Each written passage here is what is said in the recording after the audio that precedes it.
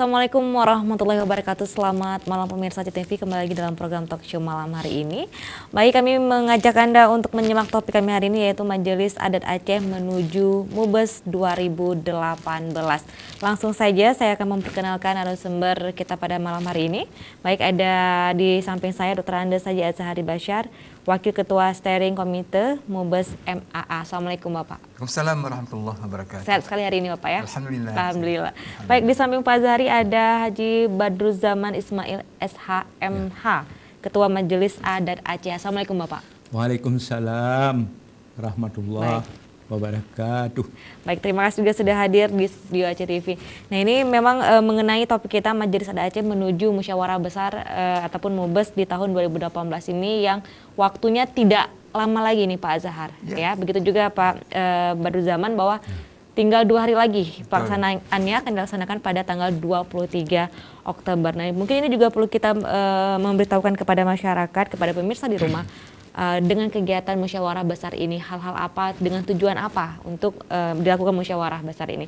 Baik, terlebih dahulu saya akan mempersilakan kepada Ketua Majelis Adat Aceh, Pak Badruzzaman. Silakan Bapak, mungkin dengan dilakukannya musyawarah besar ini, apa tujuannya? Bismillahirrahmanirrahim.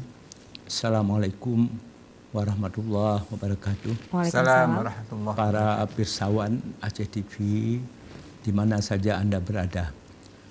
Kami malam ini merasa berbahagia karena dapat bertemu muka dengan para pirsawan semua melalui Aceh TV.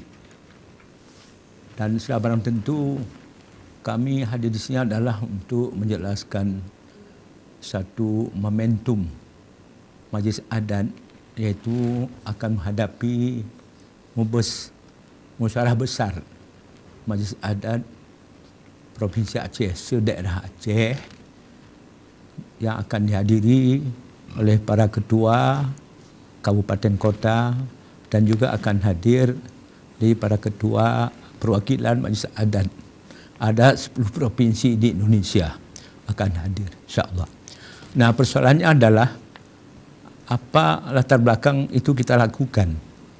Pertama, sebagaimana kita maklumi bersama bahwa Majelis Adat Aceh ini sudah lama berkiprah, hidup dan berkembang dari semua Aceh atas landasan Undang-Undang Nomor 44 tahun 1999 tentang penyelenggaraan keistimewaan Aceh. Baik. Ya, atas dasar itulah maka lahir Majelis Adat, sehingga Majelis Adat itu juga menyusun ketentuan yang secara hukum, secara musyawarah ditetapkan bahwa Majelis Adat itu punya kewajiban untuk 5 tahun sekali harus dan wajib melakukan musyawarah besar, yaitu hubungan untuk penggantian pengurus dan membuat rencana-rencana strategis dan visioner untuk menuju 5 tahun ke depan. Nah, itulah insya Allah bahwa musyawarah besar itu akan berlangsung hari Selasa, sedangkan para peserta akan diterima atau check-in di hotel pada hari Senin 22.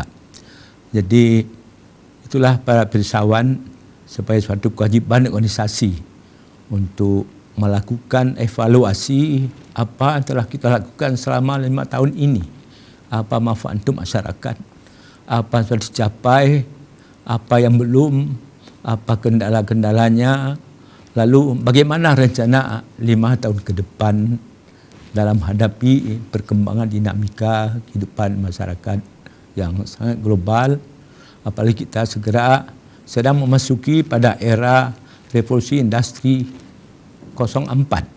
Ini suatu sistem di mana sekarang pabrik-pabrik yang pintar-pintar bisa berbicara, bisa berkomunikasi, bisa melaksanakan sesuatu, sehingga banyak nanti personalia atau banyak nanti para kita ini masyarakat akan tersingkir. Sebagian kalau kita tidak ikut sistem itu tersingkir karena banyak sekali peran dipegang oleh IT dan perkembangan produktivitas pada pabrik. Saya kira itu sebagai latar belakang. Dan untuk selanjutnya secara teknis saya kira nanti bagaimana persiapan yang dilaksanakan akan disampaikan oleh Pak Dr. Azhari Basar. Beliau ini adalah Wakil Ketua Steering Committee pada Musyawarah Besar dan beliau juga salah seorang Kepala Bidang Adat pada Majelis Adat Aceh. Nah, satu hal ingin saya sampaikan bahwa yang paling penting tema kita angkat, tema besar dalam musyawarah ini adalah musyawarah mufakat Majelis Adat Aceh untuk membina dan melestarikan adat istiadat berlandaskan mati ane mupajirat gado adat Pat Tamita. Saya kira sekarang saya minta Pak Azhari menjelaskan teknis persiapan yang sudah dilakukan. Ya, baik, terima kasih Pak Badruzzaman tadi menjelaskan fungsi dari MAA ini sendiri juga merupakan wajib melaksanakan kegiatan ataupun momentum besar 5 tahunan seperti musyawarah besar ini yang akan dilaksanakan di tahun 2018 ini. Nah, mungkin tadi Pak Badruzzaman juga menjelaskan bahwa teknisnya akan dijelaskan oleh Pak Azhari selaku Wakil Ketua juga ini Pak ya. Baik, silakan Bapak. Terima kasih Bu Leni. Iya. Assalamualaikum warahmatullahi wabarakatuh. Waalaikumsalam. Alhamdulillah wassalatu wassalamu ala Rasulillah. Pemirsa yang terhormat, saya ditunjuk sebagai Wakil Ketua SC Steering Committee pelaksanaan Musyawarah Besar Majlis Adat Aceh yang akan berlangsung pada tanggal 23 sampai dengan 25 Oktober tahun ini. Ini MUBES. Yang namanya Musyawarah Besar ini adalah merupakan sebuah wadah untuk melaksanakan 3 hal yang paling penting. Yang pertama adalah untuk mengevaluasi segenap kegiatan-kegiatan MA 5 tahun ke belakang. Tentu banyak hal yang telah dikerjakan, banyak prestasi yang sudah ditampilkan di dalam MA ini, dan tentu ada juga beberapa kekurangan. Yang kedua nanti pertanggungjawaban daripada Ketua MA yang lama. Ya, dalam ini nanti Pak Badruzzaman selaku Ketua MA Aceh selama 5 tahun yang lalu mempertanggungjawabkan. Jadi kegiatan-kegiatan apa, prestasi apa yang telah dilaksanakan selama 5 tahun ini. Kemudian kita melaksanakan pembahasan tentang program kerja daerah kita. Jadi program kerja yang mencakup tentang bagaimana tentang adat istiadat, mengenai hukum adat, ya. Kemudian juga ada rekomendasi dan sebagainya.